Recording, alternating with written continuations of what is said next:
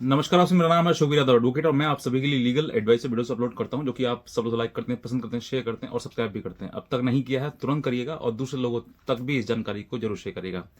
ऐसे बहुत सारे हस्बैंड्स हैं जिनके अड़ोस पड़ोस रिश्तेदार लोग या फिर वकील साहब सभी लोगों ने उनको ये बता रखा है कि आपको मेंटेनेंस देना ही पड़ेगा और आपके जहन में ये चीज बैठ गई है कि हाँ आपको मेंटेनेंस देना ही पड़ेगा। लेकिन परिस्थिति के अनुसार हर केस में हर तरीके से अलग अलग परिस्थिति है।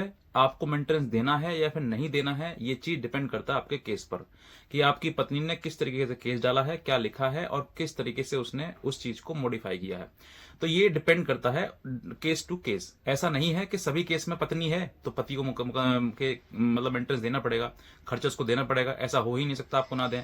ऐसा कहने से और करने से दोनों में जमीन आसमान का अंतर है। आप सब लोग समझ जाते हैं, बस मेंटली प्रेशराइज हो जाते हैं कि सर हमें तो देना पड़ेगा, हम कहां से देंगे, हम कुछ कमाते भी नहीं है। ऐसे ही बहुत सारे लोग हैं। अगर आप नहीं कमाते हैं तो मैंने एक वीडियो बनाई है, उसके लिए आप वो लिस्ट में जाकर देख लेना कि अगर आपके पास कोई इनकम नहीं है, कोई प्रॉपर्टी नहीं है, कुछ आप कमाते नहीं है, कोई जॉब नहीं है, तो आपको मेंटेनेंस देना है या फिर नहीं देना है। ये मैंने एक पूरा प्रॉपर वीडियो बनाया हुआ है, आप लिस्ट में जाएंगे वहां पर आप देख सकते हैं। बहरहाल आज बात करते हैं हम कि आपको, अगर आपके मन में ये धारणा है कि आपको मेंटेनेंस देना ही देना है तो ये धारणा आज आपकी गलत प्रूफ हो जाएगी। क्योंकि इस धारणा के अनुसार आप सिर्फ और सिर्फ क्या करते हैं, मेंटली प्रेशराइज होते हैं। आपको पता नहीं होता कि कैसे लड़ना है, किस तरीके से अपना जवाब दाखिल करना है, किस तरीके से अपने आप को डिफेंस करना है। क्योंकि कहीं ना कहीं ये चीजें समझ में आती हैं आपके कि आप जो है सिर्फ कहवावे में ही चल रहे हैं। आपको आपकी पत्नी है या फिर नहीं है, या फिर आपके द्वारा जो आपके ऊपर एलिगेशन लगाए हैं वो सही है या फिर नहीं है। ऐसी तमाम चीजें जो है वो सामने आती हैं। लेकिन इन सभी चीजों के लिए आपको लड़ना पड़ेगा, लड़ना जरूरी है। आज मैं आपको एक ऐसे ही जजमेंट की बात बताने जा रहा हूं जिस जजमेंट में अगर आपकी पत्नी पढ़ी लिखी है तो मैं कहता हूं आपको मेंटेनेंस देने की कोई आवश्यकता नहीं है। अब क्या है पूरी परिस्थिति बताता हूं आपके लिए। क्योंकि देखिए पढ़ाई लिखाई जो है एक माता पिता अपनी बेटी या बेटे को दोनों कराते हैं, वो इसलिए ताकि वो कामयाब हो सके, अपने पैरों पर खड़ी हो सके। लेकिन कुछ महिलाओं की वजह से जो है वो सब काम खराब हो रहा है और कुछ महिलाओं की वजह से ही झूठे मुकदमे दर्ज कराए जा रहे हैं, जिसकी वजह से पति पीड़ित हो रहे हैं और अपनी जीवन लीला समाप्त कर रहे हैं। लेकिन आपको ऐसा नहीं करना है। आपको समझना है कि वाकई परिस्थिति क्या है, वाकई हमारे केस में कितनी जान है, कितनी सच्चाई है उसमें, कि उसने जो मुकदमे में लगाया है वो किस तरीके से हमें प्रोसिक्यूट करना चाहिए, किस तरीके से उसको लड़ना चाहिए। तो बहुत ज्यादा डिफरेंस आता है केस टू केस। लेकिन अब बात करते हैं कि अगर आपकी पत्नी पढ़ी लिखी है, चाहे उसने हाई स्कूल किया हो, इंटर किया हो, बीए किया हो, बीएलएलबी करी हो, या फिर कुछ और भी किया हो, बीकॉम, बीएससी, बीएड या कुछ भी किया हो, कोई मैनेजमेंट डिप्लोमा वगैरह किया हो, कुछ भी किया हो, पढ़ी लिखी है, तो पढ़ी लिखी का मतलब वो सक्षम है, वो कार्य कर सकती है। कौन सा वो कार्य कर सकती है, या आप उसको बता सकते हैं कि आप ये कार्य कर सकते हैं। या फिर पढ़ी लिखी है तो पढ़ाई लिखाई उसने करी है, तो फिर वो पढ़ाई लिखाई के आधार पर भी ऐसी जॉब वो कर सकती है जिसके आधार पर वो अपना जीवन अच्छे से जीवन का भरण पोषण कर सके। आज हम बात करते हैं ऐसे ही एक जजमेंट की, जिस जजमेंट में ये बताया गया है कि अगर आपकी पत्नी पत्नी जो है वो पढ़ी लिखी है तो फिर उसको मेंटेनेंस की आवश्यकता नहीं है, क्योंकि वो खुद में सक्षम है। ये किस केस का नाम है, शिखा वर्सेस अवनीश अयोध्या। ये एमपी हाई कोर्ट का है और लेटेस्ट जजमेंट है 10 सितंबर 2024 का। ये ज्यादा पुराना नहीं है, अभी कुछ महीने पहले का ही है। इसमें ये बताया गया स्पष्ट रूप से कि हम कोई, हाई कोर्ट ने ये टिप्पणी भी करी है इसमें कि हम कोई ऐसी आर्मी, मतलब ऐसी कोई फौज खड़ी नहीं कर रहे हैं जो सिर्फ और सिर्फ मेंटेनेंस के बलबूते ही खड़ी रहे, मतलब मेंटेनेंस का ही वेट करती रहे। अगर आप सक्षम हैं, पढ़े लिखे हैं, तो आप अपना काम स्वयं कर सकते हैं। इस केस में भी इस हवाला दिया गया कि जो लड़की थी जिसने ये केस फाइल किया था, जिसने जो हाई कोर्ट में अपील फाइल करी थी, उसमें लड़की जो है वो बी कॉम थी, कॉमर्स से, और उसने एक ट्रेडिंग में डिप्लोमा भी कर रखा था। उसके बावजूद भी पति से मेंटेनेंस की मांग कर रही थी।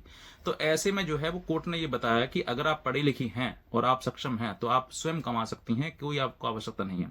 और जब आपकी अच्छी खासी इनकम है तो फिर आप कमाने में सक्षम है, तो आप कमाते क्यों नहीं, क्यों आप पति के ऊपर डिपेंड हैं।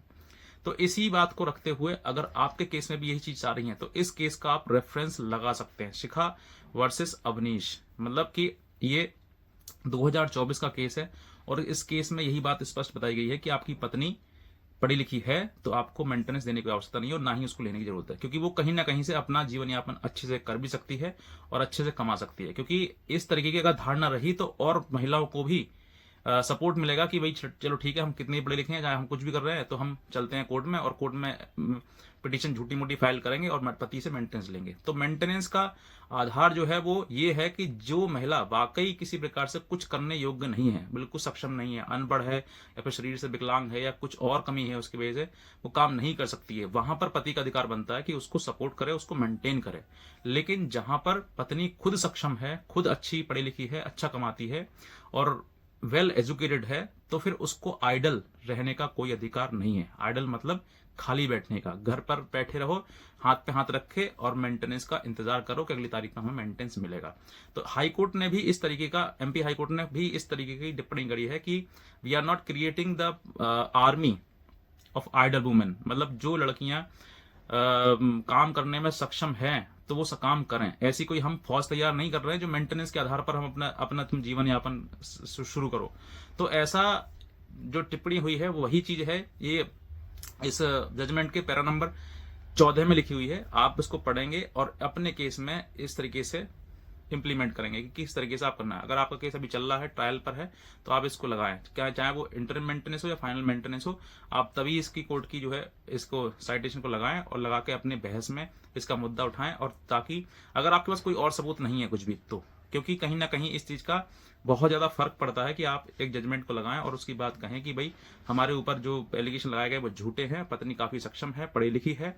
और ये बात सब आप कब निकल पाओगे उससे, जब उससे जिरह करोगे तब, कि वो कितनी पढ़ी लिखी है, क्या क्या डिप्लोमा किया गया, क्या कमाती है, क्या करती है, किस तरीके से जीवन यापन अब तक कर रही थी और कैसे करेगी।